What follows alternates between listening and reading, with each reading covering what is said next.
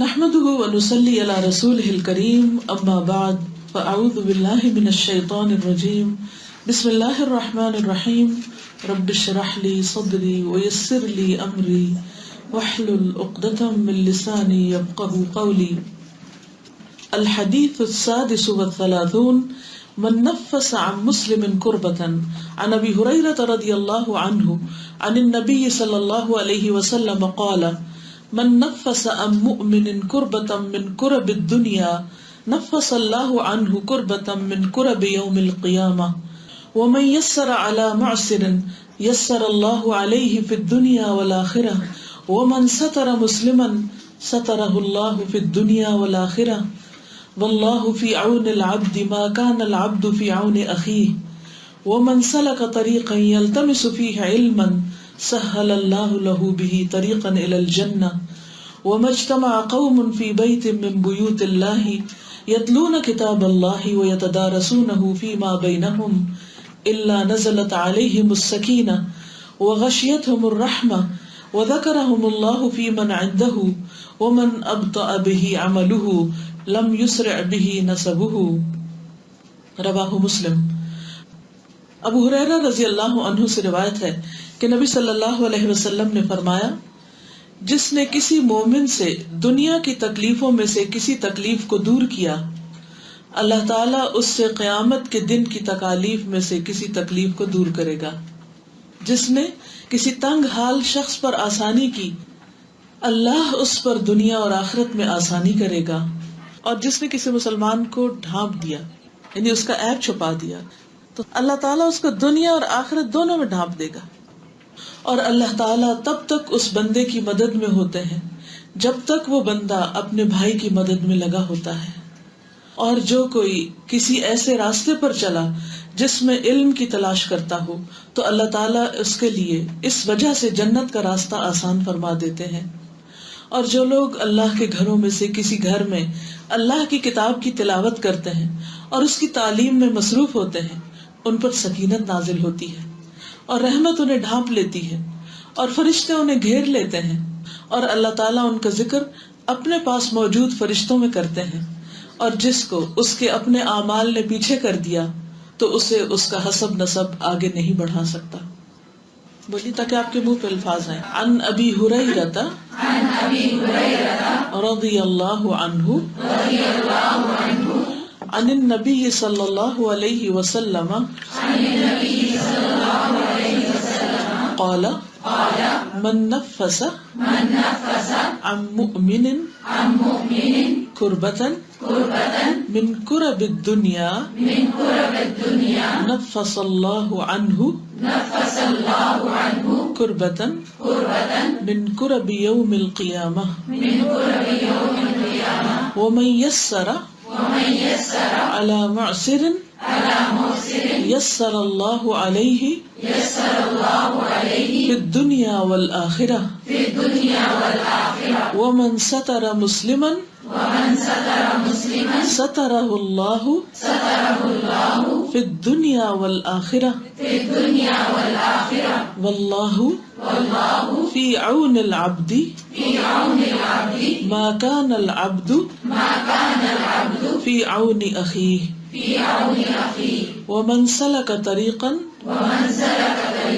يلتمس فيه علما سهل الله له به طريقا إلى الجنة وما اجتمع قوم في بيت من بيوت الله يتلون كتاب الله ويتدارسونه فيما بينهم إلا نزلت عليهم السكينة وغشيتهم الرحمة وذكرهم الله في من عنده ومن أبطأ به عمله لم يسرع به نسبه. رواہ مسلم. لفظی ترجمہ عن ابی ہریرہ، ابو ہریرہ رضی اللہ عنہ سے روایت ہے، رضی اللہ عنہ، اللہ ان سے راضی ہو جائے، عن النبی، نبی صلی اللہ علیہ وسلم سے روایت کرتے ہیں، یعنی ابو ہریرہ نبی صلی اللہ علیہ وسلم سے روایت کرتے ہیں، قال، آپ نے فرمایا، من، جس نے، نفسا، دور کی، ان مؤمن، کسی مومن سے، کربتن، کوئی تکلیف، کرب، جسے اردو میں ہم کرب کہتے ہیں نا، تو عربی میں اسی کو کربہ کہتے ہیں، اسی طرح لکھتے ہیں، من کرب الدنیا، دنیا کی تکلیفوں میں سے، نفس اللہ، دور کر دے گا اللہ، عنہ، اس سے، کربتن، کوئی تکلیف، من کربی، تکلیفوں میں سے، یوم القیامتی، قیامت کے دن کی، ومن، اور جس نے، یسرا، آسانی کی، علی، اوپر، معسرن، کسی تنگ دست کے، مشکل میں مبتلا کے، یسر اللہ، آسانی کر دے گا اللہ، علیہ، اس پر، فی الدنیا والآخرہ، دنیا اور آخرت میں، ومن، اور جس نے، سترا، ڈھانپ دیا، چھپا دیا، مسلمن، کسی مسلم کو، یعنی اس کا عیب، سترہ اللہ، ڈھانپ دے گا اس کو اللہ، فی الدنیا، دنیا میں، والآخرہ، اور آخرت میں، یعنی اس کے عیب، اس کی برائیاں، واللہ، اور اللہ تعالی، فی عون العبد، بندے کی مدد میں ہوتا ہے، ما کان العبد، جب تک بندہ ہوتا ہے، فی عون اخیہ، اپنے بھائی کی مدد میں، ومن، اور جو کوئی، سلکا، چلا، طریقاً، کسی راستے پر، یلتمس، تلاش کرتا ہے، فیہ، اس میں، علماً، علم کو، سہل اللہ، آسان کر دیتا ہے اللہ، لہو، اس کے لیے، بہی، اس وجہ سے، طریقاً، راستہ، الی الجنہ، جنت کا، ومجتمع، اور نہیں جمع ہوتی، قوم، کوئی قوم، فی بیتن، کسی گھر میں، من بیوت اللہ، اللہ کے گھروں میں سے، یتلون، وہ تلاوت کرتے ہیں، کتاب اللہ، اللہ کی کتاب کو، ویتدارسونہ، اور اس کو سیکھتے سکھاتے ہیں، فیما بینہم، آپس میں، الا، مگر، نزلت، نازل ہوتی، علیہم، ان پر، السکینۃ، سکینت، وغشیتہم، اور ڈھانپ لیتی ہے ان کو، الرحمت، رحمت، وذکرہم، اور ذکر کرتا ہے ان کا، اللہ، اللہ، فی من، ان میں جو، عندہ، اس کے پاس ہے، ومن ابطأ، اور جس کو پیچھے کیا، بھی، اس کو، عملہ، اس کے عمل نے، یعنی جو عمل میں پیچھے رہ گیا، لم یسرع، نہیں آگے لے جا سکتا، نہیں تیز کر سکتا، بھی، اس کو، نسبہ، اس کا نسب، یعنی جس کا عمل پیچھے رہ گیا، اس کا حسب، نسب، اس کو بڑا نہیں کر سکتا۔ انگلینڈ میں بہت پرانے پرانے درخت ہیں، اور کچھ درخت بہت ہی بڑے بڑے ہیں، اور ان کو دیکھ کے ایک عجیب سا احساس ہوتا ہے۔ جو مجھے فیلنگ آتی تھی وہ یہ کہ کتنے تابع دار ہیں، یہ جب سے پیدا ہوئے کھڑے کھڑے کھڑے کھڑے، مسلسل قیام کی حالت میں، اور ایک انچ بھی اپنی جگہ سے ادھر ادھر نہیں ہلے۔ کیا اطاعت ہے ان کی، یعنی چیز تو وہی ہوتی ہے، لیکن اگر اس کو اللہ سبحانہ وتعالیٰ کی اطاعت کے ساتھ ریلیٹ کیا جائے تو ایک عجب کیفیت ہوتی ہے۔ یعنی آپ تھوڑی دیر نظر بھر کے دیکھتے رہیں، دیکھتے رہیں، دیکھتے رہیں، دیکھتے رہیں، پھر چھوٹے درخت کو دیکھ کے شاید وہ احساس نہیں ہوتا جو بڑے درختوں کو دیکھ کے ہوتا ہے، کہ ان کو سال ہا سال گزر گئے، اور پھر سخت ٹھنڈی ہوائیں، اور کبھی دھوپ، اور کبھی گرمی، اور کبھی آندیاں، اور کبھی طوفان، کوئی چیز ان کی استقامت پر اثر نہیں ڈالتی۔ تو اس سے میں اپنے آپ کو کمپیئر کر رہی تھی۔ مومن کی مثال ایک شجر طیبہ کی طرح ہوتی ہے نا، تو میری نماز ہی کا قیام آپ دیکھ لیں، اس کا کیا عالم ہے، اس میں بھی ہم سیدھے نہیں کھڑے ہوتے نا، تھک جاتے ہیں تھوڑی دیر کے بعد۔ اور نیکی کے کاموں میں استقامت کا کیا حال ہے۔ تو بہرحال ہر چیز میں نشانیاں ہیں، نظر ہونی چاہیے کہ انسان ان نشانیوں سے کچھ سیکھ سکے، اپنے رب کو پا سکے۔ تو اس حدیث کے الفاظ کی کچھ تھوڑی سی وضاحت دیکھ لیتے ہیں، پھر اس کے بعد حدیث کے ٹیکسٹ کو تھوڑا مزید واضح کریں گے دیگر حدیث کے ذریعے۔ سب سے پہلے من نفس عن مؤمن کربۃ، نفس، نفس کا لفظ جو ہوتا ہے یہ سانس لینے سے، والصبح اذا تنفس، تو جب انسان سانس لیتا ہے تو کیا ہوتا ہے، اس کو سانس نہ آئے، یا مشکل سے سانس آئے، یا زور لگا کے سانس لینا پڑے، جیسے آپ نے دیکھا ہوگا استھمیٹک مریض جو ہوتے ہیں ان کو کتنا زور لگانا پڑتا ہے سانس لینے میں. ہم لوگ تو آسانی سے لیتے رہتے ہیں, کبھی فیل بھی نہیں کیا کہ یہ بھی کوئی کام ہے. یا بعض اوقات آپ بہت تھکے ہوئے ہوتے ہیں یا آپ کو کہیں پین ہوتی ہے تو عموماً کیا ایڈوائس دی جاتی ہے؟ گہرے سانس لیں, انہیل اینڈ ایکزیل. تو نفسہ کا پھر معنی ہے تنگی دور کرنا, وسعت پیدا کرنا, کیونکہ سانس لینے سے انسان کی تنگی دور ہو جاتی ہے, یعنی اس کو فزیکلی ریلیوڈ محسوس کرتا ہے. ان مؤمن, کسی مومن سے, کربتن, کوئی تکلیف. تکلیف یا کرب کا معنی, کرب جو ہوتا ہے وہ صرف فزیکل پین کے لیے نہیں ہوتا, بلکہ ایموشنلی اگر کوئی ہرٹ ہو یا کسی کے اندر کسی قسم کا کوئی غم ہو یا وحشت ہو یا دکھ ہو, تکلیف ہو, اداسی ہو, کوئی بھی ایسی کیفیت جو اس کو بوجھ تلے رکھے ہوئے ہے یا انسان اس کی وجہ سے برڈن فیل کر رہا ہے, تو وہ اس کو ریلیف دے دے اور اس کا بوجھ ہٹا دے اور اس کو ایک خوشی کا احساس دے. تو یہ معنی ہے نفس عن مؤمن کربتن. من کرب الدنیا, کرب جمع ہے, کرب الدنیا, دنیا کی تکلیفوں میں سے, خواہ وہ دین کا مسئلہ ہو یا مادی مسئلہ ہو, کوئی مالی ہو یا کوئی کاروبار سے متعلق ہو یا گھریلو زندگی سے متعلق ہو یا کوئی ورک سے متعلق ہو یا کسی بھی سچویشن میں, لیکن وہ دنیا کی تکلیف ہو. تو جو شخص کسی کی ایسی تکلیف کو دور کرے گا تو پھر کیا ہوگا, اللہ سبحانہ وتعالیٰ اس کی تکلیف دور کر دے گا. یعنی جس درجے کی وہ تکلیف دور کرے گا اسی درجے کی اس کی تکلیف دور کر دی جائے گی. کیونکہ بہت سے مقامات میں ہم دیکھتے ہیں قرآن مجید اور حدیث رسول صلی اللہ علیہ وسلم کے مطالعے سے کہ بدلہ عمل کی جنس میں سے ہوتا ہے, یعنی جیسا کوئی کرتا ہے ویسے ہی اس کے ساتھ کیا جاتا ہے. اگر کوئی کسی کی تکلیف دور کر رہا ہے تو اس کی تکلیف بھی دور کر دی جائے گی. اور پھر من کرب یوم القیامہ کا لفظ ہے, قیامت کے دن کی تکلیفوں میں سے, یعنی وہ دنیا کی تکلیف دور کر رہا ہے, اس کے بدلے میں اس کی قیامت کی تکلیف دور کی جائے گی. اب دنیا کی تکلیف تو ختم ہو جاتی, اگر کوئی کسی کی تکلیف نہیں بھی دور کرتا تو آہستہ آہستہ وقت کے ساتھ ساتھ تکلیفیں ختم ہونے لگتی. کہتے ہیں نا وقت ایک ہیلر ہے, ٹائم از اے ہیلر. جو ٹائم گزرتا جاتا ہے انسان کا درد کم ہوتا جاتا ہے. ایک دفعہ شدت آتی ہے لیکن پھر خود بخود اللہ سبحانہ وتعالیٰ نے طریقہ ایسا رکھا ہے کہ اس میں کمی بھی ہونے لگتی. کوئی بھی کیفیت خواہ خوشی کی ہو یا غم کی, وہ ہمیشہ مسلسل باقی نہیں رہتی, اسے ختم ہونا ہی ہوتا ہے. جیسے آگ بھڑکتی ہے اور پھر آہستہ آہستہ آہستہ آہستہ ٹھنڈی ہو جاتی ہے, تو اسی طرح باقی تکلیفیں بھی. لیکن قیامت کی تکلیف وہ ایسی تکلیف ہے کہ جو ہمیشہ کی ہے, سوائے اس کے جس سے اللہ سبحانہ وتعالیٰ دور کر دے. اب جو بھی شخص یہ چاہتا ہو کہ اس کی یوم قیامت کی تکلیف دور کی جائے تو اس نیت کے ساتھ وہ کسی اور کی تکلیف کو دور کرے. اور اس سے نہ صرف یہ ہے کہ اس کی قیامت کی بلکہ دنیا کی بھی دور ہوگی, کیونکہ آگے حدیث سے پتہ چل رہا ہے. اچھا, قیامت کا دن کتنا بڑا ہے, یوم القیامہ کی طوالت کتنی, 50,000 سال. ہاں, جس سے اللہ سبحانہ تعالیٰ اس کو آسان کر دے اس کے لیے بہت آسان ہے.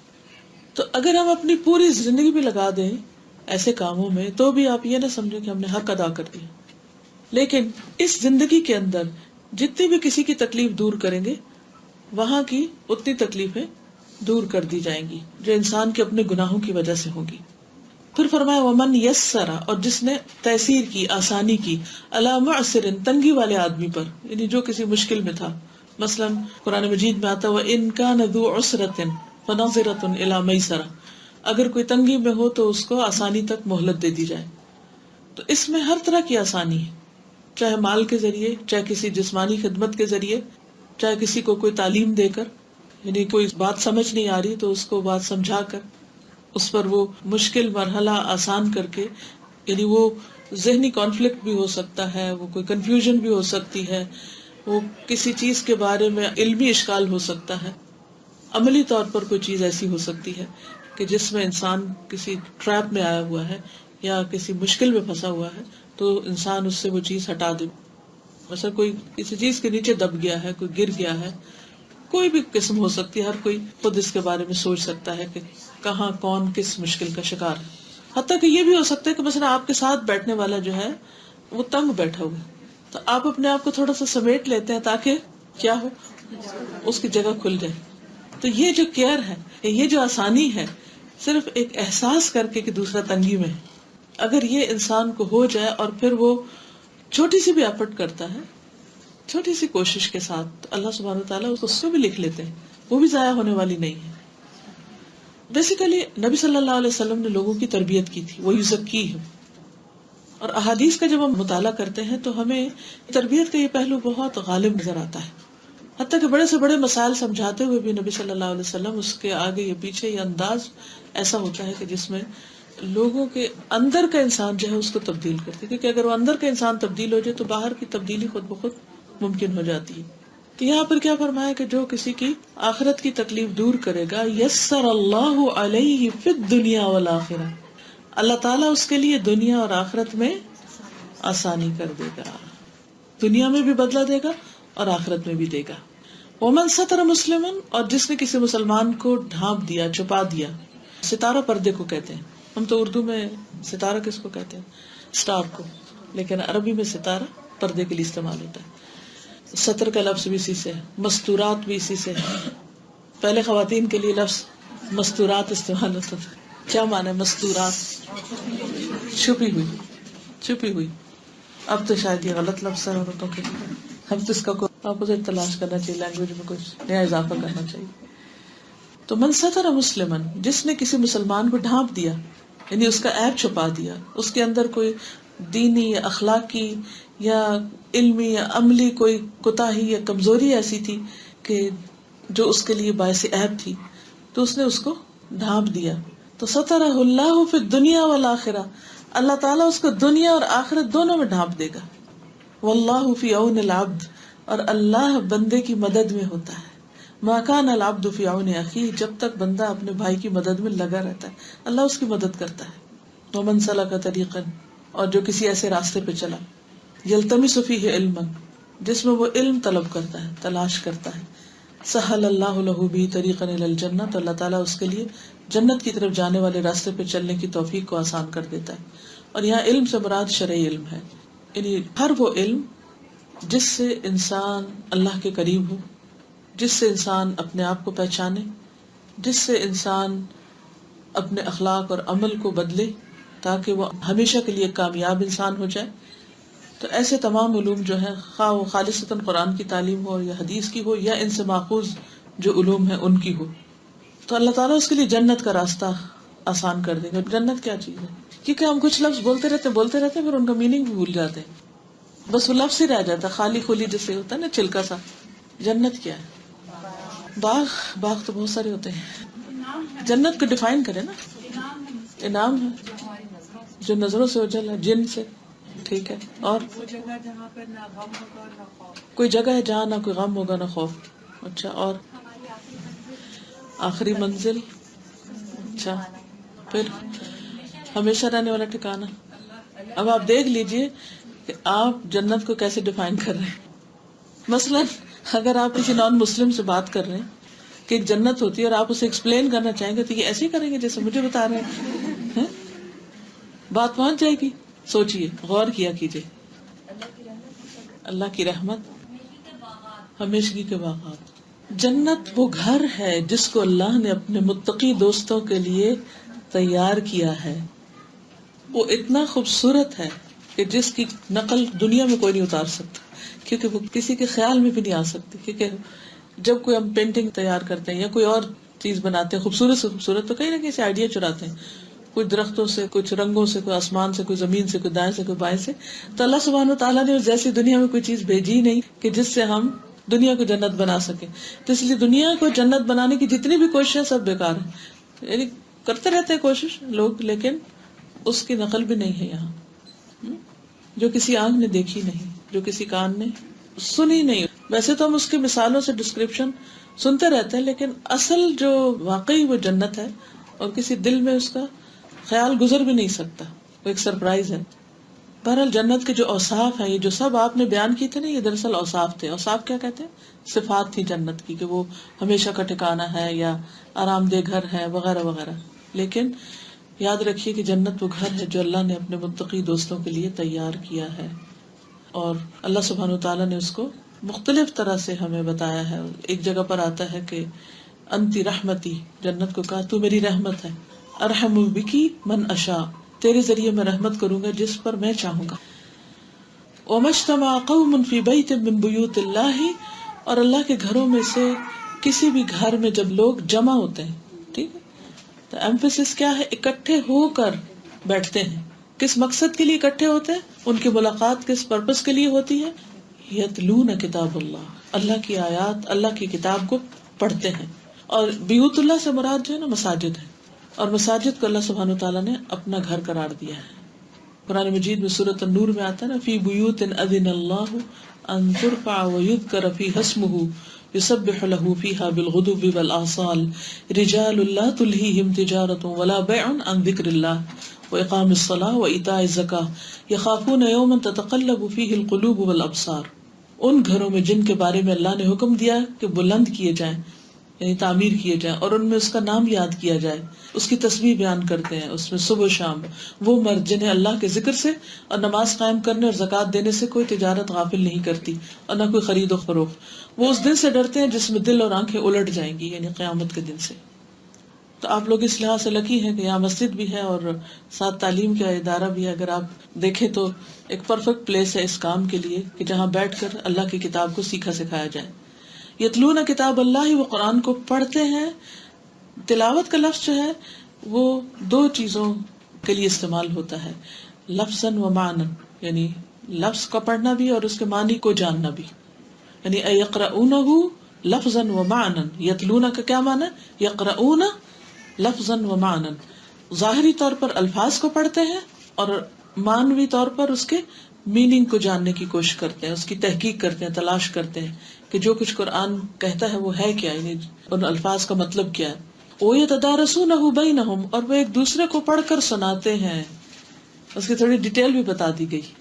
ایک ہوتا ہے نا کہ آپ گھر میں بیٹھ کے تلاوت کر رہے ہیں، خود پڑھ رہے ہیں قرآن مجید، وہ بھی ٹھیک ہے، اچھی بات. ایک ہے آپ نماز میں پڑھ رہے ہیں، اور ایک ہے آپ ایک گیدرنگ میں پڑھ رہے ہیں اور اسی مقصد کے لیے آپ وہاں پر حاضر ہوئے، اور پھر صرف پڑھتے ہی نہیں، سنتے ہی نہیں، بلکہ سیکھتے سکھاتے ہیں، ایک دوسرے کو سناتے ہیں. اس میں کیا فرق ہے خود پڑھنے میں اور دوسرے کو سنانے میں؟ کچھ فرق ہے اس میں؟ سیکھنے کا عمل اس کے بغیر ہو ہی نہیں سکتا جب تک کہ آپ دوسرے کو سنا کر اپنی غلطی نہ نکلوائیں. اگر آپ خود سے خود پڑھیں، نہیں سیلف اسٹڈی کر رہے ہیں، تو ہو سکتا ہے کہ کچھ آپ کے کانسیپٹ صحیح ہوں اور کچھ نہ ہوں، اور کچھ چیزوں میں آپ ٹھیک ہوں اور کچھ چیزیں آپ سمجھ رہے ہو آپ ٹھیک کر رہے ہیں لیکن وہ ٹھیک نہ ہو. اسی لیے ہم دیکھتے ہیں کہ حدیث کی جو تعلیم دی جاتی تھی ابتدائی دور میں، وہ صرف استاد پڑھ کے نہیں سناتا تھا، بلکہ طالب علم کو پڑھنا ہوتا تھا اور استاد سنتا تھا اور پھر کریکشن کرتا تھا. اسی طرح قرآن مجید کو بھی وَيَتَدَارَسُونَهُ بَيْنَهُمْ، اور وہ ایک دوسرے کو قرآن پڑھ کر سناتے ہیں. إِلَّا نَزَلَتْ عَلَيْهِمُ السَّكِينَةُ، تو ان پر سکینت اترتی ہے. سکینت کیا ہوتی ہے؟ دل کا اطمینان اور انشراح صدر. سکینت یعنی دل کا اطمینان، یعنی جب وہ اس مجلس میں بیٹھتے ہیں تو ان کے اندر ایک سکینت، ایک سکون، ایک قرار، ایک اطمینان، اور مختلف جو کنفیوژنز ہوتی ہیں، جو سوال ہوتے ہیں دل کے اندر، ان کا جواب ان کو ملتا چلا جاتا ہے. ہوتا ہے آپ کے ساتھ ایسا؟ کیا اس سکینت کو محسوس کرتے ہیں؟ وغشیتہم الرحمہ، رحمت ان کو ڈھانپ لیتی. اللہ کی رحمت مراد ہے یہاں. اور ایک اور روایت میں وحفتہم الملائکہ، فرشتے ان کو گھیر لیتے ہیں، یعنی ان کا اکرام کرتے ہیں. وذکرہم اللہ فی من عندہ، اور اللہ سبحانہ وتعالیٰ ان کا ذکر ایک اور مجلس میں کرتے ہیں. ایسے لوگ آسمانوں پہ یاد کیے جاتے ہیں، ان کی شہرت زمین پر نہیں آسمانوں پر ہوتی. حدیث میں آتا ہے نا، بخاری کی روایت ہے، اذ ذکرنی فی ملأ ذکرتہ فی ملأ خیر من، اگر وہ مجھے کسی مجلس میں بیٹھ کے یاد کرتا ہے میرا بندہ، تو میں اس سے بہتر مجلس میں اس کو یاد کرتا ہوں. تو اللہ کا ذکر تنہائی میں بھی اور اللہ کا ذکر سب کے ساتھ مل کر بھی، ایک معزز جماعت میں، ایک گروپ میں، جس کا مقصد صرف اور صرف اللہ کی خاطر اکٹھے ہو کر پڑھنا پڑھانا ہو. تو اگر آپ یہاں کریں گے تو وہی جو شروع میں نے بات کی نا کہ جزا جو ہے وہ جن سے عمل سے ہوتی ہے. جس قسم کا آپ کام کریں گے ویسا ہی آپ کے ساتھ کیا جائے گا. اگر آپ یہاں پر اللہ کا ذکر اکٹھے کریں گے تو وہاں بھی آپ کا ذکر مجلس میں ہوگا. اب آپ دیکھیے دنیا میں اس کو ہم دیکھ سکتے ہیں یا یہ ایکسپیرینس کر سکتے ہیں. مجھے یاد ہے لاسٹ کلاس جو تھی آپ کی، اس میں نے آپ سے اسکائپ پہ بات کی تھی اور آپ کی کلاس کو میں وہاں بیٹھ کے دیکھ رہی تھی. اب یہ انسانوں ہی کی ایجاد کردہ ٹیکنالوجی ہے کہ جس کے ذریعے کام کہیں ہو رہا ہوتا ہے اور دیکھا کہیں اور جا رہا ہوتا ہے، ہزاروں میل دور کے فاصلے پر. اور پھر بعض اوقات جب دوسری جگہ دیکھا جا رہا تھا تو کچھ اور لوگ بھی ساتھ دیکھ رہے ہوتے ہیں نا. گھروں پہ بھی آپ اسکائپ جب کرتے ہیں ایک دوسرے کو تو بعض اوقات بچے بڑے دوسرے تیسرے سب شامل ہو جاتے ہیں. تو اللہ عالم، اللہ ہی جانتا ہے کہ طریقہ کیا ہے، کیونکہ وی ڈونٹ نو ہاؤ. ہمیں صرف اتنا پتا کہ ایسا ہوتا ہے اور اس پر ہمارا یقین ہونا چاہیے کہ اللہ تعالیٰ آسمان والوں کو ایک جھلک دکھاتے ہیں کہ وہ دیکھو وہ بیٹھے ہوئے ہیں، یہاں بھی بیٹھے ہیں، وہاں بھی بیٹھے ہیں، وہ بھی بیٹھے ہیں، وہ بھی بیٹھے ہیں. جہاں جہاں ایسے گروپس بیٹھے ہوتے ہیں دنیا بھر میں، دن ہو یا رات ہو، جس جس مسجد میں، جس جس جگہ پر، کہ جو صرف اور صرف خالص نیت کے ساتھ یہی کام کرنے کے لیے بیٹھے ہوں، تو ان سب کو آسمان والوں کو دکھایا جاتا ہے. اور اللہ سبحانہ وتعالیٰ ان کے ذریعے فخر کرتے ہیں کہ کس طرح میرے بندے اپنی دنیا کے سب کام کاج چھوڑ کر صرف اسی مقصد کے لیے اکٹھے ہوئے. پھر یہ ہے کہ جس کا عمل اس کو پیچھے کر دے اس کا حسب نصب اس کو فائدہ نہیں دے سکتا. بت کہتے ہیں سستی کو، یعنی جو علم تو حاصل کر لے مگر عمل کے وقت پیچھے رہ جائے، آگے نہ بڑھے، تو صرف اس کا خاندان یا نسب نامہ یا کوئی اس کے بڑے ہیں، بزرگ ہیں جو بہت اچھے تھے، بڑے عالم تھے، بڑے قابل تھے، تو وہ ان کو زیادہ دن فائدہ نہیں دے سکتے. کیونکہ خاندانی شرافت اپنی جگہ ہوتی ہے، لیکن اس شرافت کو آگے لے کے جانا یا اس نام کو آگے بڑھانا صرف باتوں سے نہیں ہوتا، عمل کے ساتھ ہوتا ہے. تو اس کے لیے کوشش کرنی چاہیے. اور حقیقت یہ ہے کہ اصل عزت اس کی ہے جو سب سے زیادہ تقوی رکھتا ہے، جو اللہ سے ڈرتا ہے. تو یہ تھا لفظی خلاصہ اور تھوڑی سی وضاحت. اب احادیث کی روشنی میں اس کی مزید وضاحت کروں گی ان باتوں کی جو ابھی آپ نے پڑھی. جی، یعنی آپ دیکھیے نا کہ انسانوں کے علاوہ جتنی بھی مخلوق آپ کو نظر آئے گی نا، وہ ساری اپنے اپنے کام میں لگی رہی. ابھی راستے میں یہ مجھے دبئی کی ایک ویڈیو دکھا رہی تھی جس میں کیمل فارم کی، کہ کس طرح چھوٹے بڑے کیملز، اور ایک اونٹنی جو ہے تو 1 سال تک پریگننٹ رہتی ہے، پھر اس کے بعد اس کا بچہ پیدا ہوتا ہے، اور پھر ایک ایک اونٹنی تقریباً 20 بچے دیتی ہے. تو میں سوچ رہی تھی وہ تکلیف کس کے لیے اٹھاتی؟ اونٹ کا گوشت کون کھاتا ہے، اس کی کھال کون استعمال کرتا ہے، اس کا دودھ کون پیتا ہے؟ اونٹنی ہو یا گائے ہو، ہم تو ڈبے میں دودھ لے آتے ہیں، بس ٹھیک ہے ہم پی رہے ہیں، نہ سوچتے ہیں کس نے دیا، کس نے یہ اونٹ پیدا کیا، یہ گائے پیدا کی، یہ شیپ پیدا کی کہ جس کا دودھ ہم تک پہنچا. چونکہ دیکھتے ہی نہیں نا ان کو، یا ان کے بارے میں کچھ جانتے ہی نہیں، تو قدردانی بھی نہیں ہوتی ان کی تکلیف کی، یا ان کی جو سبمیشن ہے، یا ان کی جو ایفرٹ ہے، یا جو کچھ وہ سارا دن کرتے ہیں. تو ہر چیز ریڈی میڈ ہمارے ہاتھوں میں آ گئی ہے تو ہم اتنے ہی ناشکرے بھی ہو گئے نا. کبھی آپ اونٹنی کا بچہ پیدا ہوتے ہوئے دیکھیں، جیسے آپ مائیں ہیں، آپ کو پتا ہے کہ پیدائش میں کتنی تکلیف ہوتی ہے، یا بکری کا یا بھیڑ کا یا گائے کا، اور پھر کس طرح ان کی بریڈنگ کرتے ہیں، یعنی کہ قدرت کا ایسا نظام ہے. تو میں اس اینڈ کو دیکھتی ہوں کہ یہ کیوں ہو رہا ہے. درخت کھڑا ہے تو کیوں کھڑا ہے، اونٹنی بچہ پیدا کری تو کس کے لیے کر رہی ہے. جب اس کا دودھ نکالا جاتا ہے اور تھنوں کو مسلا جاتا ہے، چاہے وہ مشین سے ہو چاہے ہاتھوں سے ہو، تو آخر وہ اس کے جسم کا حصہ ہے نا، اس پریسنگ سے اس کو تکلیف تو ہوتی ہوگی. بعض اوقات میں دیکھتی ہوں کچھ مائیں دودھ نہیں پلاتی بچوں کو، بھائی کیوں نہیں پلاتے، ہمیں تکلیف ہوتی ہے ہم نہیں پلا سکتے. ماں جو سب سے زیادہ محبت کرنے والی، وہ اپنی تکلیف کو بچانے کے لیے بچے کو ساری زندگی کے لیے تکلیف میں ڈال دیتی ہے جو بریسٹ فیڈ نہیں کرتی. تو یہ سب تکلیفیں جو اتنے جانوروں کو ہو رہی ہیں، یا پھر وہ جب ذبح ہوتے ہیں یا ان کا گوشت ہم کھاتے ہیں، یہ سب نعمتیں کس کے لیے ہیں؟ کون استعمال کر رہا ہے، کون فائدہ اٹھا رہا ہے؟ ہم. اور جواباً ہم کیا اطاعت کر رہے ہیں اللہ تعالیٰ کی، اللہ کے لیے ہم کیا تکلیف اٹھا رہے ہیں. ایک نماز نہیں ہم ڈھنگ سے پڑھ سکتے، وقت پہ نہیں پڑھ سکتے، یکسوئی سے نہیں پڑھ سکتے، خوشی سے نہیں پڑھتے، باقی تو کیا کریں گے. تو کبھی چھوٹے سے چھوٹے جانور، جیسے انہوں نے شاید کی مکھی کی بات کی، یا کسی اینیمل بڑے کو رکھ کے دیکھے. اب ایک شہد کی مکھی، اس کی زندگی کا ہول سول پرپس کیا ہے کہ وہ اب مطلوبہ مقدار میں شہد بنائے اور مر جائے، بس ختم. اس نے کیا کھایا، اس میں سے اس نے کیا انجوائے کیا. اللہ تعالیٰ چاہتا تو ہمیں بھی یا کوئی مکھی بنا دیتا، یا کوئی کیمل بنا دیتا، یا کوئی بکری بنا دیتا، اور ہم بھی بس دوسروں کی سروس دے کے ہم چلے جاتے، ہمارے لیے تو کچھ نہ ہوتا نا. لیکن اللہ نے ہمیں دنیا میں بھی انجوائے کروایا، اور پھر کہا کہ اگر اچھے کام کرو گے تو پھر دوبارہ ہمیشہ کے لیے انجوائمنٹ. کتنا بڑا احسان ہے اس کا کہ اس نے ہمیں انسان بنایا. اور پھر وہ اتنی قدردانی کرتا ہے کہ چھوٹا سا ہم کام کر لیں تو کہتے ہیں میرا وعدہ کہ تمہارے ساتھ بھی ایسا ہی ہوگا، تمہیں بھی ملے گا، تم نے تکلیف دور کی تمہاری بھی تکلیف دور ہوگی. لیکن ہم کیا کرنے کو تیار ہیں اور کیا کرنے کو راضی ہیں، کس چیز پر اپنے آپ کو رکھ سکتے ہیں.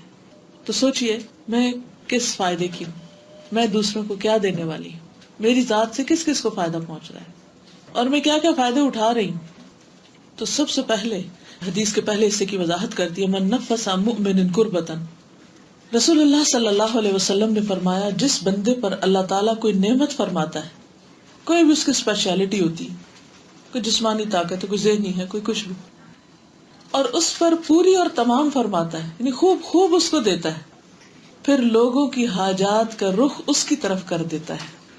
یعنی اگر کسی کے پاس مال ہے اور خوب مال ہے، یا کسی کے پاس علم ہے اور بہت سارا علم ہے، یا کوئی اور ایکسپرٹیز ہے، تو کیا ہوتا ہے، وہ لوگوں کی ضرورت بن جاتا ہے. ہوتا نا ایسے. کوئی قرضہ کس سے لینے جائے گا؟ کنگال کے پاس تو نہیں جائے گا. کوئی کس سے سیکھنے کے لیے جائے گا؟ جس کے پاس علم ہوگا. کوئی بیمار ہو جائے تو کس کے پاس جائے گا؟ ڈاکٹر کے پاس جائے گا.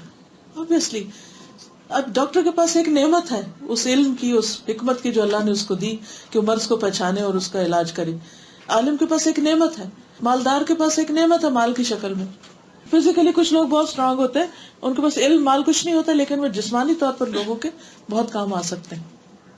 فرمایا جس بندے پر اللہ تعالیٰ کوئی نعمت فرماتا ہے اور اس پر پوری اور تمام فرما دیتا ہے، خوب خوب دیتا ہے اس کو، پھر لوگوں کی حاجتوں کا رخ اس کی طرف کر دیتا ہے کہ لوگ اس کے محتاج ہو جاتے ہیں اس میں، کیونکہ وہ اسی کے پاس ہے. سو وہ ڈانٹ ڈپٹ کرنے لگے، فتبرم، یعنی لوگوں کے ساتھ روڈ ہو، بد اخلاقی برتے اور لوگوں کے کام نہ آئے، یا اپنی اس نعمت سے جو اس کو ملی ہے لوگوں کو فائدہ نہ پہنچائے، تو اس نے اس نعمت کو زوال اور فنا کے لیے پیش کر دیا. بس وہیں سے اس کا ڈکلائن شروع ہو جائے گا. کیوں؟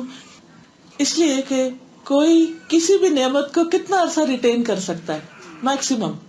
اگر آپ نہیں دے رہے تو کتنے دن رکھیں گے اپنے پاس؟ مال بھی کتنے دن رکھیں گے پاس؟ علم بھی کتنے دن؟ آخر تو قبر میں پہنچ کے سب کچھ چھٹ جانا ہے. لیکن اگر آپ اس کو انویسٹ کریں گے، یعنی بس ایک اسکالر جو ہوتا ہے وہ اپنا علم دے کے وہ سیڈ سو کر رہا ہوتا ہے مختلف لوگوں کے اندر، اور پھر وہاں سے نئے درخت پھوٹتے ہیں، نئے باغ لگتے ہیں. اسی طرح جس کے پاس مال ہے، جب وہ انویسٹ کرتا ہے، لوگوں کو دیتا ہے، تو وہاں سے وہ مزید آگے ان کی زندگیاں آسان ہوتی ہیں اور پراسپیرٹی آتی ہے. باقی چیزوں کو بھی اسی طرح آپ سمجھ لیجیے.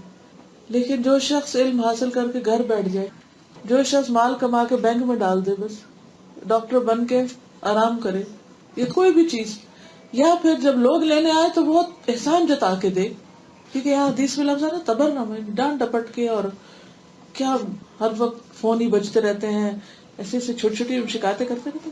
اب یہ جو میں نے تھوڑا سا جو میں نے سکھانا شروع کیا، لوگ مجھے چین ہی نہیں لینے دیتے، ہر وقت میرے پیچھے پڑے رہتے ہیں، یہ بتا دو، یہ سکھا دو. کچھ لوگ ریسیپیز میں بڑے اچھے ہوتے ہیں، کچھ لوگ کٹنگ سوئنگ میں اچھے. تو چھوٹی، یعنی ضروری نہیں کہ کسی خاص بڑے سرٹیفکیٹ کی بات ہو رہی، کوئی بھی چیز جو کسی کے پاس ہوتی.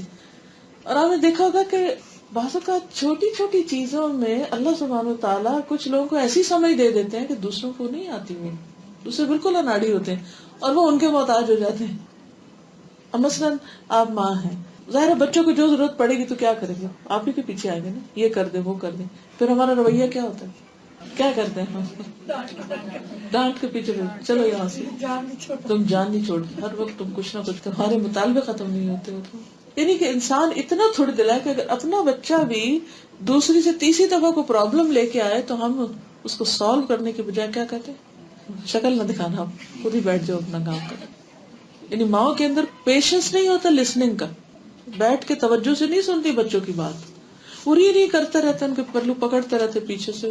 تو بیٹھو ان کے لیول پہ، بیٹھ کے ان سے بات کرو، ان کی سنو، ان کی سمجھو. کئی ماں تو اسٹریٹ اوے ڈانٹ دیتی ہیں، کوئی روئے بچہ یا کوئی شرارت کرے یا کچھ بھی کرے، اس کو سمجھنے کی کوشش نہیں کرتی کہ وہ ایسا کر کیوں رہا ہے. تو اس بات سے ڈرنا چاہیے کہ اگر ہمارے پاس کوئی بھی چیز ہے، مثلاً آپ کے پاس علم ہے تو لوگ آپ سے سوال شروع کر دیں گے، اور وہ ہر جگہ ہر موقع پر ہی سوال شروع کر دیں گے. تو بعض اوقات کیا ہوتا ہے، انسان اریٹیٹ ہونے لگتا ہے کہ مجھے کمپیوٹر سمجھ رکھا ہے یا کچھ بھی اور. تو ٹھیک ہے، ہر چیز کی ایک لمٹ ہوتی ہے، لیکن اما السائل فلا تنہر، کیونکہ اللہ نے آپ کو مقام دے دیا نا اس لیے کہ آپ بندوں کی مدد کریں، لیکن آپ اس کے لیے تیار نہیں.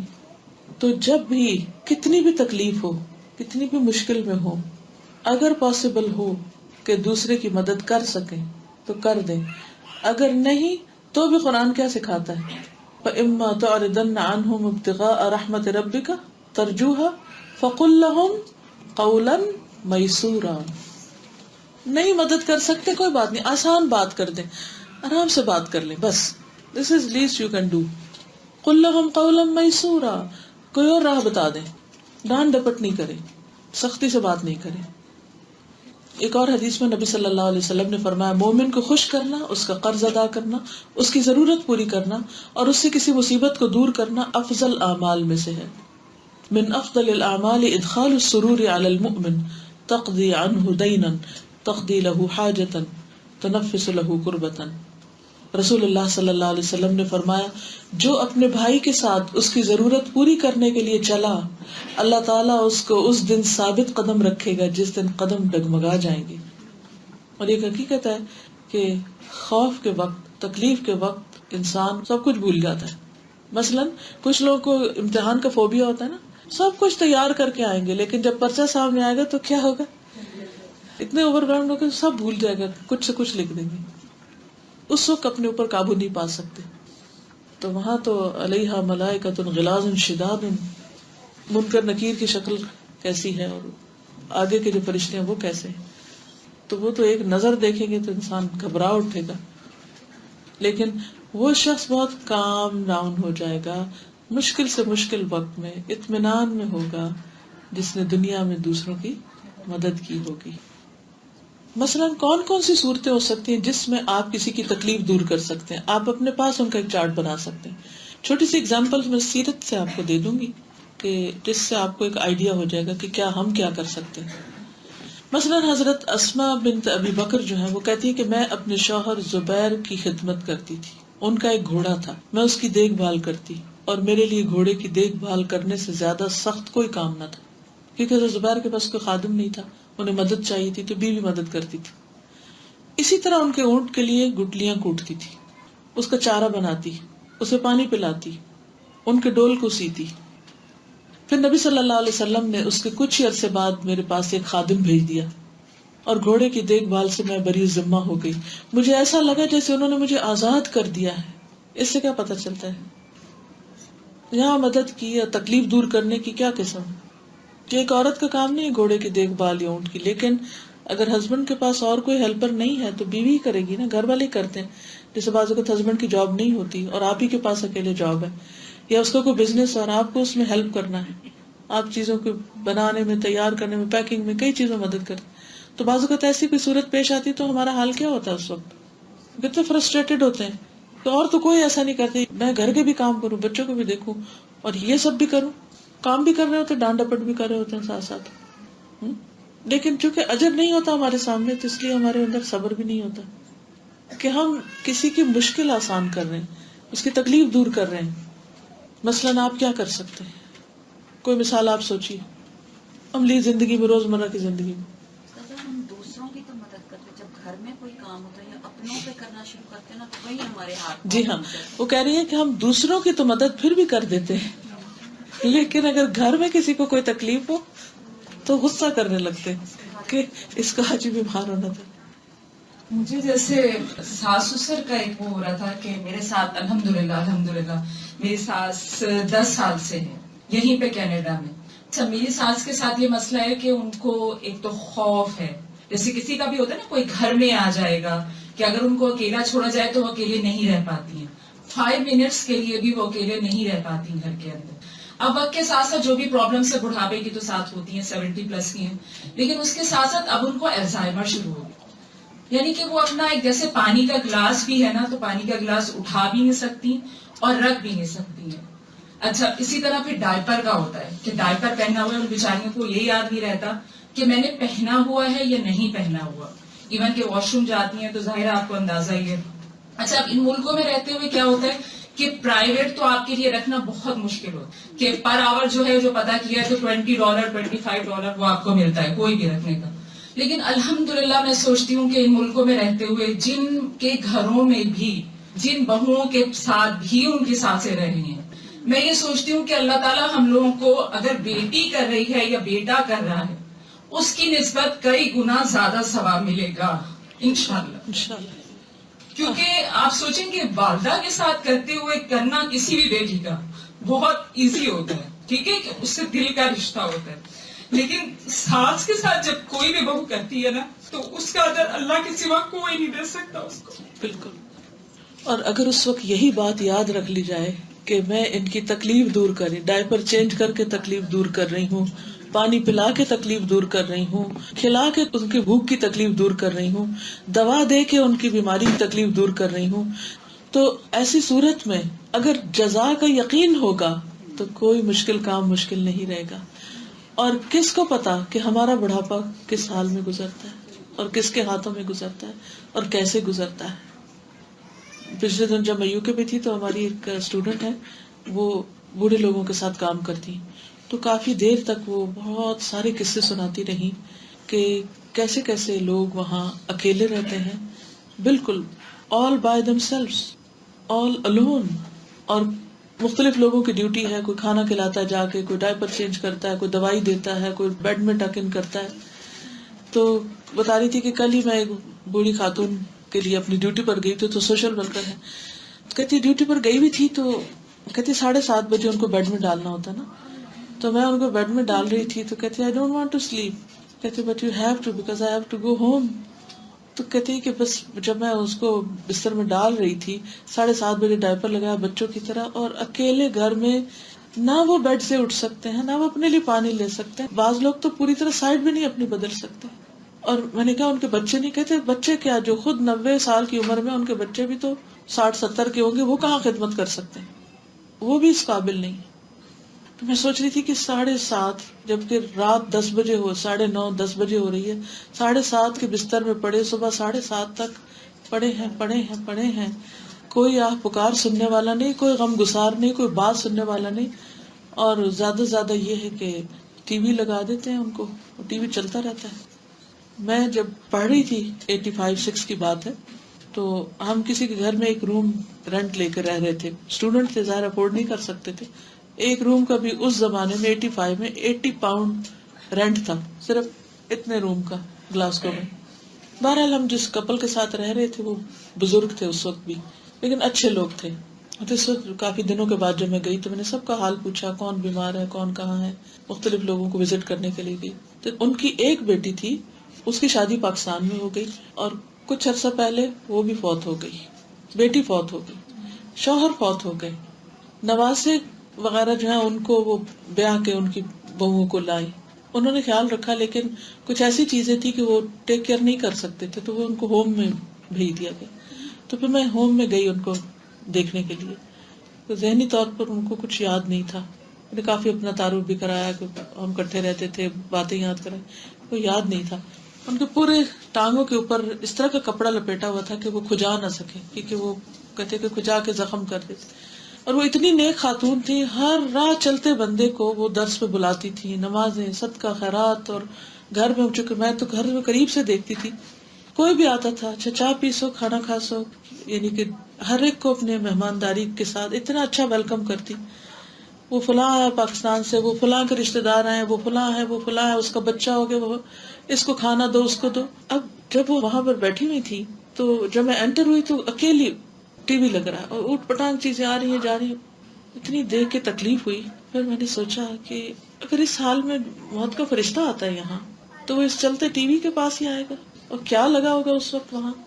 یہ بہت سخت میرے دل کو تکلیف ہوئی کہ میں وہ پچھلا سارا ماضی یاد کر رہی تھی، ان کی زندگی کس کام میں گزری اور حالات ان کو کہاں پر لے آئے، اور کوئی غم گسار نہیں، کچھ یاداشت بھی نہیں.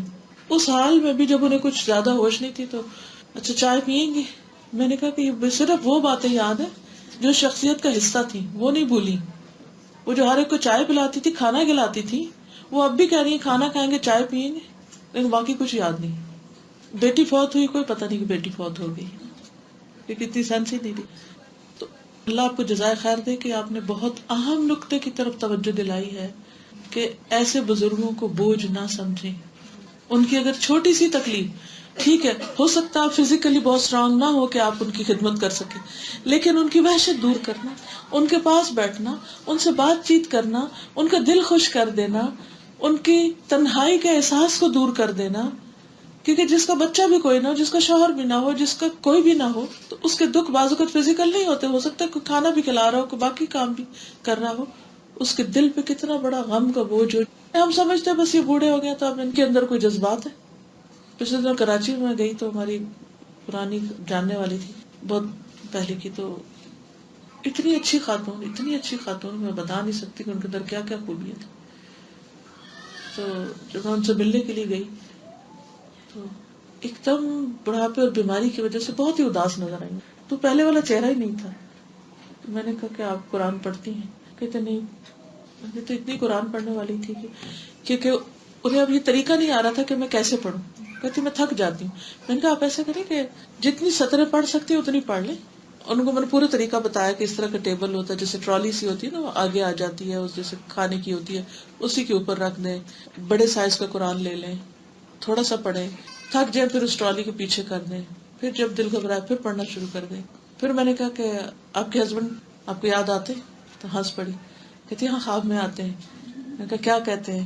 کہتے وہ بات کرنا چاہتے ہیں. پھر آنکھ کھل جاتی میری. پھر میں نے کہا کہ اتنی ضعیف ہو کر ان کے اندر کے جذبات ویسے ہی اپنے شوہر کے لیے، بلیو می. تو کیونکہ میرا بھی خیال یہ تھا کہ جب انسان بوڑھا ہو جاتا ہے تو پھر شاید اس کو کمپینین کی ضرورت نہیں رہتی، کیونکہ اکثر یا شوہر فوت ہو جاتا ہے، بیوی فوت ہو جاتی ہے، اور ہم ان بوڑھوں کو بس ایک طرف رکھ دیتے ہیں کہ بس ٹھیک ہے، ان کے کیا جذبات ہیں. ان کے ساتھ کچھ ایسی باتیں ان کی جوانی کی، ان کی گزشتہ ایام کی، اچھے دنوں کی کرنا، تاکہ ان کے اندر ایک خوشی کا احساس ڈالا جائے. خیر کچھ عرصے کے بعد پھر جب میں گئی تو پتہ چلا کہ انہوں نے کافی ساری ماشاءاللہ تلاوت شروع کر دی ہے، اور انہیں وہ چھوٹی سی ایک ٹپ تھی، وہ ان کو راہ مل گئی کہ ہاں ایسے تو میں کر سکتی. ٹھیک ہے میں 1 سپارہ روز نہیں پڑھ سکتی، میں تھوڑی تھوڑی دیر پڑھتے رہے، جب تھک گئے رکھ دیا، پھر پڑھ لیا، پھر رکھ دیا. کیونکہ اللہ کے ذکر و قرآن میں شفا بھی ہے نا.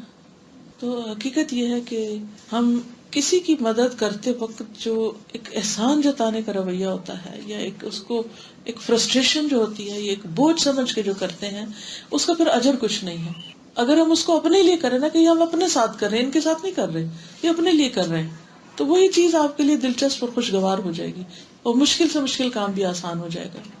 ابو ہریرہ کہتے ہیں کہ رسول اللہ صلی اللہ علیہ وسلم کی خدمت میں ایک صاحب حاضر ہوئے اور عرض کیا یا رسول اللہ صلی اللہ علیہ وسلم میں فاقے سے ہوں. آپ نے انہیں ازواج مطہرات کے پاس بھیجا، کسی کے پاس کھانے کی چیز نہیں تھی. آپ نے فرمایا کیا کوئی ایسا شخص نہیں جو آج رات اس مہمان کی میزبانی کرے اور اللہ اس پر رحم کرے گا. اس پر ایک انصاری صحابی ابو طلحہ کھڑے ہو گئے، کہا آپ میرے ساتھ بھیج دیجیے. گھر گئے تو اپنی بیوی سے کہا کہ یہ اللہ کے رسول کے مہمان ہیں، کوئی چیز ان سے بچا کے نہ رکھنا. بیوی نے کہا اللہ کی قسم اس وقت بچوں کے کھانے کے سوا اور کوئی چیز نہیں. انصاری نے کہا کہ اگر یہ بچے کھانا مانگے تو ان کو سلا دینا اور چراغ بجھا دینا، آج ہم بھوکے ہی رہ لیں گے. تو بیوی نے ایسا ہی کیا، اور پھر وہ انصاری صحابی صبح کے وقت جب نبی صلی اللہ علیہ وسلم کی خدمت میں حاضر ہوئے تو آپ نے فرمایا اللہ تعالیٰ نے تمہاری صبر کو پسند کیا ہے. اللہ تعالیٰ مسکرایا اور یہ آیت نازل کی وَيُؤْثِرُونَ عَلَىٰ أَنفُسِهِمْ وَلَوْ كَانَ بِهِمْ خَصَاصَةٌ، کہ وہ دوسروں کو اپنی ذات پہ ترجیح دیتے ہیں خواہ وہ خود بھوکے ہی کیوں نہ. تو بعض اوقات یہ ہوتا ہے کہ آپ خود بھی کھا رہے ہیں اور کسی کو بھی کھلا رہے ہیں، یہ بھی نیکی کا ایک درجہ ہے، آپ اس کی تکلیف دور کر رہے ہیں. اور بعض اوقات خود بھوکے رہ کر دوسرے کو کھلا رہے ہیں، یہ اس سے اگلا درجہ ہے. تو آج دنیا میں جو کسی کی بھوک مٹائے گا، کل قیامت کے دن جو اتنا طویل دن ہوگا اور کیسی کیسی پیاس لگی ہوگی لوگوں کو اور کیسی کیسی بھوک، تو اس وقت اللہ سبحانہ وتعالیٰ ان کی مدد فرمائے گا. ابو ہریرہ کہتے ہیں کہ لوگ کہتے ہیں ابو ہریرہ بہت احادیث بیان کرتا ہے، حالانکہ پیٹ بھرنے کے بعد یعنی کھانے کے بعد میں رسول اللہ صلی اللہ علیہ وسلم کے ساتھ ہر وقت لگا رہتا تھا.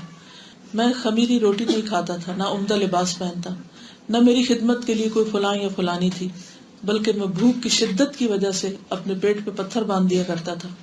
بعض اوقات میں کسی کو کوئی آیت اس لیے پڑھ کر اس کا مطلب پوچھتا کہ وہ اپنے گھر لے جا کے مجھے کھانا کھلا دے، حالانکہ مجھے اس آیت کا مطلب خود معلوم ہوتا تھا. یعنی کسی کے سامنے رکھ کے کوئی مسئلہ تاکہ وہ میرے چہرے کی کیفیت یا میرے درد کی دکھ کی کیفیت محسوس کر سکے. پھر وہ کہتے ہیں کہ مسکینوں کے ساتھ سب سے بہتر سلوک کرنے والے جعفر بن ابی طالب ہیں. ہمیں اپنے گھر لے جاتے، جو کچھ بھی میسر ہوتا وہ ہمیں کھلاتے.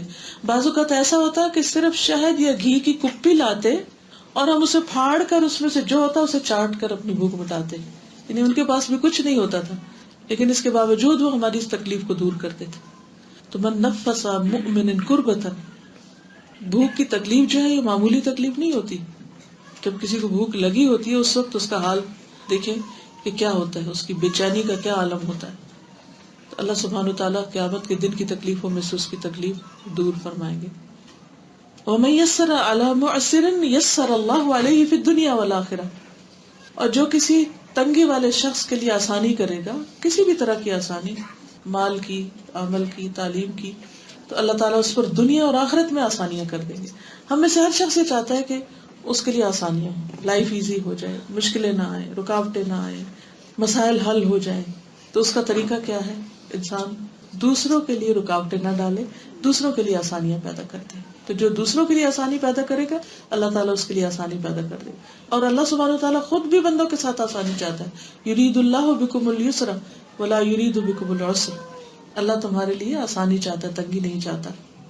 رسول اللہ صلی اللہ علیہ وسلم نے فرمایا، جو شخص یہ چاہتا ہو کہ اللہ اسے اپنے عرش کے سائے میں جگہ عطا کرے، تو اسے چاہیے کہ تنگ دست مقروض کو مہلت دے یا اس کا قرضہ معاف کر دے.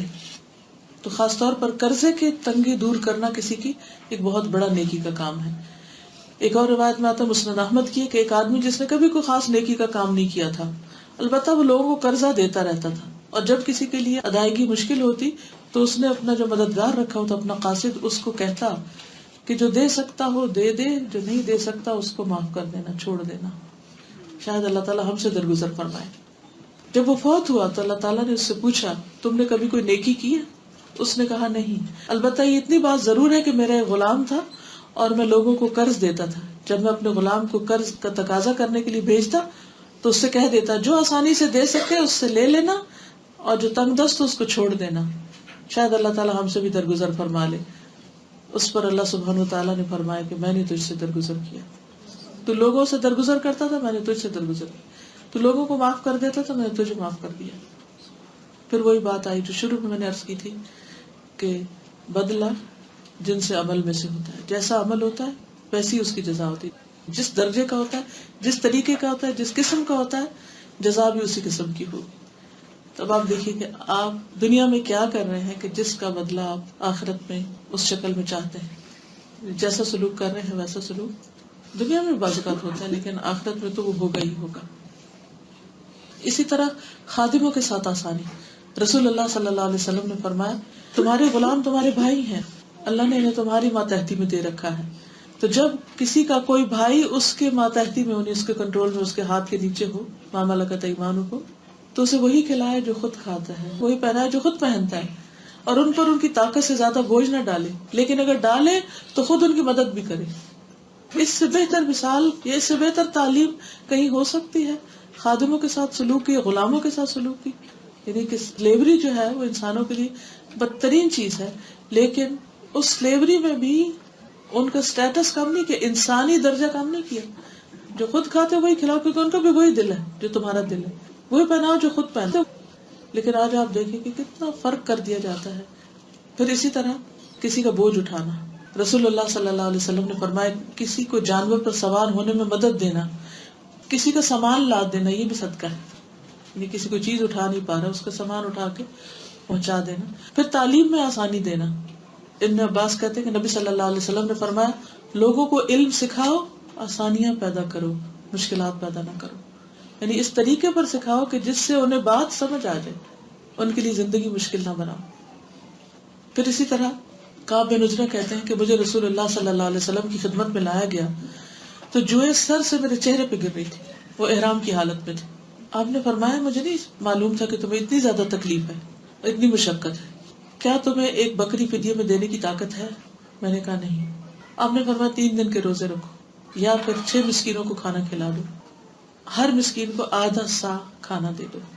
یعنی 1 2 3 آپشنز دے دی گئی. اور یہ طریقہ آپ کو اور بھی بہت سے کفارات میں ملے گا کہ جس میں اگر یہ نہیں کر سکتے تو یہ کر لو، یہ نہیں کر سکتے تو یہ کر لو. یہ دراصل کیا ہے؟ ڈفرنٹ آپشنز دینا. یعنی اسٹبن نہیں ہو جانا کہ نہیں یہی ہے، اگر کر سکتے کرو، نہیں تو پھر کرو نہیں. اچھا ایسا کر لو، ایسا کر لو، ایسا کر لو، کہ بس کر لو. اصل چیز ہے کرنا.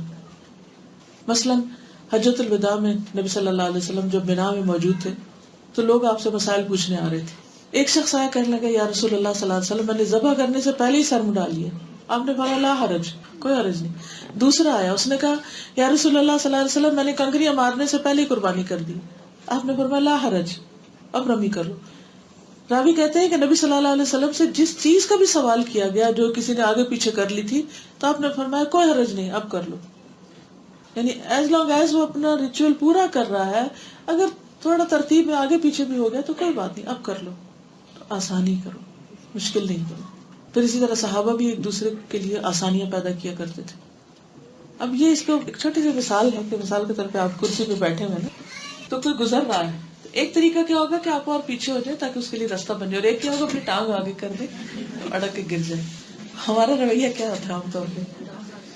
ٹانگ آگے کر کے دوسرے کو گرانے، کیونکہ ہمیں اس میں مزہ آتا ہے کہ کسی کو ٹیز کریں، کسی کو ستائیں، کسی کو گرائیں. جب وہ کسی کو گراتے ہیں تو پھر ہم سمجھتے ہیں اب ہم بڑے ہو گئے. پھر اسی طرح رسول اللہ صلی اللہ علیہ وسلم نے فرمایا جس کو یہ پسند ہو کہ اللہ تعالیٰ قیامت کے دن کی سختیوں سے اس کو نجات دلائے تو اسے چاہیے کہ مفلس کو مہلت دے یا اسے معاف کر دے، یعنی قرض کے معاملے میں خاص طور پر. قیس بن سعد بن عبادہ جو تھے یہ سخاوت میں بہت مشہور تھے. تو ایک دفعہ وہ بیمار ہو گئے تو ان کے ساتھی ان کی عیادت کے لیے نہیں آئے، حال نہیں پوچھنے آئے. انہوں نے کہا کہ کیا وجہ، آج میری کوئی بھی عیادت کرنے نہیں آیا. تو انہیں بتایا گیا کہ آپ کا جو قرضہ ان کے ذمے ہے اس کی وجہ سے شرما رہے ہیں کہ ہم کس منہ سے جائیں، قرضہ ہی نہیں چکایا. تو قیس کہنے لگے اللہ ایسے مال کو غارت کر دے جو ساتھیوں کو عیادت سے روکتا ہے. پھر انہوں نے اعلان کر دیا کہ جس نے قیس کا مال دینا سب معاف ہے. کہتے جب شام ہوئی تو ان کے دروازے کی چوکھٹ عیادت کرنے والوں کی وجہ سے ٹوٹ گئی. اتنی کثرت سے لوگ ان کے پاس آئے. اس سے ایک تو یہ پتہ چلتا ہے کہ وہ کس کثرت سے لوگوں کی مدد کرتے تھے، کس کثرت سے انہوں نے قرضہ دے رکھا تھا. اگر ہم کسی کو قرضہ دے اور وہ واپس نہ کرے تو ساری زندگی رنجیدہ رہتے ہیں کہ فلاں نے ہمارا قرضہ واپس نہیں کیا، یا فلاں نے لے کے ہمیں ایسا دھوکہ دیا، یا ہم نے تو اس کے ساتھ ایسا کیا تھا اور اس نے ہمارے ساتھ کیا کیا. بعض اوقات ایسی سچویشن بھی ہوتی ہے جیسے آپ لوگ یہاں رہتے ہیں، آپ شروع میں آ گئے، اب کچھ لوگ بعد میں امیگرینٹس آئے، آپ کے ہمسائے میں آ کے رہے یا کہیں آپ نے کسی کی مدد کی، کھانا کھلایا، راہ بتائی، جاب دلوائی وغیرہ وغیرہ. کچھ عرصے کے بعد آپ کسی مشکل میں پڑے اور انہوں نے آپ کو نہیں پوچھا، پھر کیا ہوتا ہے؟ کتنے لوگوں سے شکوہ کرتے ہیں، کبھی گن کے تو دیکھیں کتنے لوگوں کے سامنے ان کی شکایتیں کرتے ہیں. ایک تو اپنا کیا کرایہ ضائع کر دیتے ہیں، دوسرا یہ ہے کہ اس شخص کو بدنام کرتے ہیں اور اس کی عزت سے کھیلتے ہیں. وہ ایک الگ چیز ہے کیونکہ آگے آ رہا من ستر مسلمن سترہ اللہ یوم القیامہ، جو کسی مسلمان کی پردہ پوشی کرے گا اللہ قیامت کے دن اس کی پردہ پوشی کرے گا، اس کے آپ ڈھانپے گا. اب مثلاً کوئی شخص جان بوجھ کے نہیں کر رہا آپ کی مدد، حالانکہ آپ کو پتا وہ کر سکتا ہے، تو بھی ہمیں حق نہیں کہ ہم لوگوں کے سامنے اس کو رسوا کریں، اس کو ذلیل کریں کہ دیکھو میں نے اس کے ساتھ یہ کیا تو یہ میرے ساتھ کیا کر رہا ہے. اور اگر آپ کو کسی سے توقع ہو اور پھر وہ نہیں کرتا تو اس وقت صبر کی ضرورت ہے. تو پردہ پوشی کرنے کی 3 قسمیں ہوتی ہیں، 3 طرح کی پردہ پوشی کی جاتی ہے. ایک ہے ایسے لوگ کہ جو عمومی طور پر اچھے ہیں، نیک ہیں، شریف ہیں، اچھے اخلاق کے ہیں، دین پر ہیں، مثلا دیندار لوگ، مثلا قرآن کے طالب علم ہیں یا مسجد 5 دفعہ جاتے ہیں دن میں. تو آپ کو پتہ چلا کہ ان سے کوئی غلطی ہو گئی ہے. انسان ہے نا، بھول چوک کے بعضوں کا دوسروں کا غلط مشورہ ہوتا ہے تو کوئی نہ کوئی غلطی کر جاتا ہے، اور یہ بھی پتہ چلتا ہے کہ وہ اپنی غلطی پہ نادم ہے. تو کیا کرنا چاہیے؟ ہمارے ساتھ نہیں کی اس نے کوئی زیادتی، ویسے آپ کو پتہ چلا کہ وہ پردہ ڈالنا چاہیے. دوسری صورت، مثلاً آپ نے کسی کو دیکھا وہ دوسرے پہ ظلم کر رہا ہے، زیادتی کیے جا رہا ہے، دوسرے کو ٹارچر کر رہا ہے، اور آپ اپنے گھر میں ہی دیکھ رہے ہیں کہ آپ کا بیٹا آپ کی بہو کے ساتھ زیادتی کر رہا ہے. اب آپ کو یہ کہ اگر میں نے اس سے بات نہ کی یا اس کے باپ کو نہیں بتایا یا اس کا مسئلہ حل نہیں کیا تو یہ سرکشی میں اور پڑ جائے گا. تو اس صورت میں کیا ہوگا؟ پھر آپ کو یا تو خود سمجھائیں، خود سمجھانے سے بات نہیں بنتی تو کسی ایسے کو بتانا پڑے گا. تو یہ پھر ایپ کھولنے میں نہیں آئے گا کہ جو اس مسئلے کو حل کر سکے. اگر بیوی ہے تو خاوند کو بتانا پڑے گا، بیٹا ہے تو باپ کو بتانا پڑے گا، مدرس ہے، ٹیچر ہے تو ادارے کے جو پرنسپل ہے اس کو بتانا پڑے گا. تو یہ اس میں نہیں آتا کہ آپ کسی کی ایپ کھول رہے ہیں. ہاں اگر آپ بیٹھ کے مجلسوں میں بات کر رہے ہیں جہاں کسی نے کچھ حل نہیں کرنا یا ارریلیونٹ لوگوں کو بتا رہے ہیں تو یہ پھر غلط ہوگا. مثلا بیٹا غلط کام کر رہا ہے تو باپ کو بتانے کی بجائے آپ اپنے بہن بھائیوں کو بتانا شروع کر دیں تو اصل میں اس کا اوپر کون ہے ذمہ دار؟ اس کا باپ ہے. یا یہ کہ اگر باپ اتنا سمجھدار نہیں ہے تو اس صورت میں پھر کسی ایسے کو بتائیں، اس کے ٹیچر کو بتائیں، کسی اور کو کہ جو اس کو سمجھا سکے. لیکن ہر جگہ ایسی باتیں شروع کر دینا جو ہے یہ پھر ایپ جوئی کے اندر داخل ہو جاتا ہے. پھر یہ ہے کہ اگر جیسے باپ اتنا قابل نہیں ہے کہ وہ سمجھا پائے گا، یا ٹیچر ایسا نہیں ہے کہ وہ سمجھے گا، یا پرنسپل ایسا نہیں ہے، جو بھی متعلق ہے کہ بس صرف ایک شکایت ہی ہوگی، اس نے حل چل کچھ نہیں کرنا، تو اس صورت میں کیا کرنا چاہیے؟ اگر تو آپ کے پاس کوئی آلٹرنیٹ ہے، آپشن ہے تو ٹھیک ہے، ادروائز پھر خاموشی. تیسری صورت ہوتی ہے کہ یہ نہیں پتہ چلتا کہ کروں کہ نہ کروں، ایک ایسی سچویشن بھی ہو جاتی ہے. تو ایسی صورت میں انسان، جیسے آپ نہیں فیصلہ کر پا رہے کہ میں کسی کو معاف کروں یا سزا دوں، معاف کرنا بہتر ہے یا سزا دینا بہتر ہے؟ کیونکہ بعض صورتیں ایسی ہوتی ہیں نا کہ معاف کرنا ہی بہتر ہوتا ہے، بعض صورتیں ایسی ہوتی ہیں جس میں سزا دینا بہتر ہے.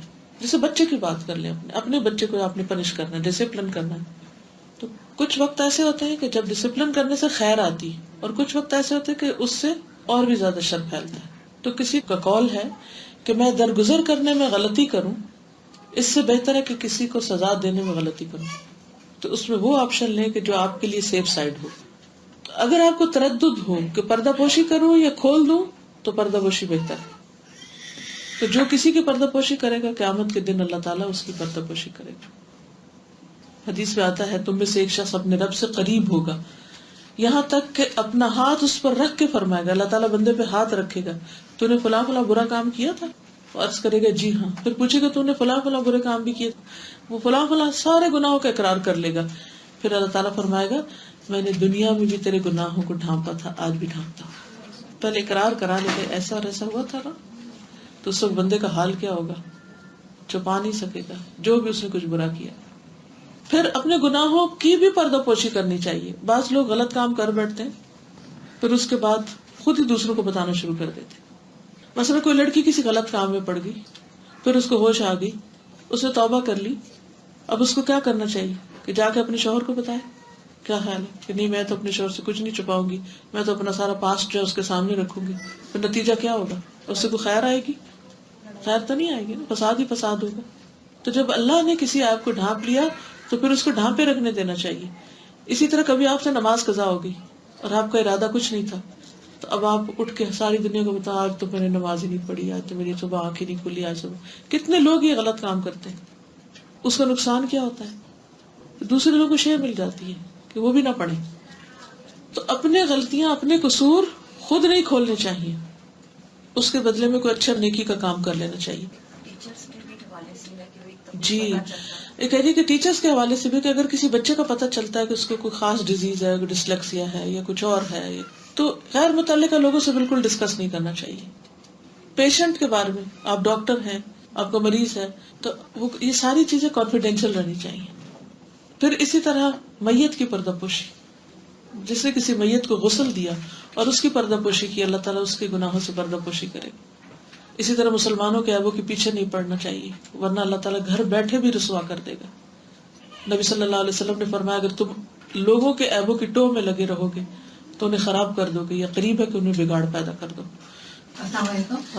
بس میں سوچی تھی حدیث پڑھتے ہوئے کہ انسان کی جو آسانی اللہ تعالیٰ دے رہا ہے وہ مخلوق کی کریشن کی آسانی کے ساتھ مشروط ہے. ٹھیک ہے. سبحانک اللہم و بحمدک، اشہد ان لا الہ الا انت، استغفرک و اتوب الیک. السلام علیکم و رحمۃ اللہ وبرکاتہ.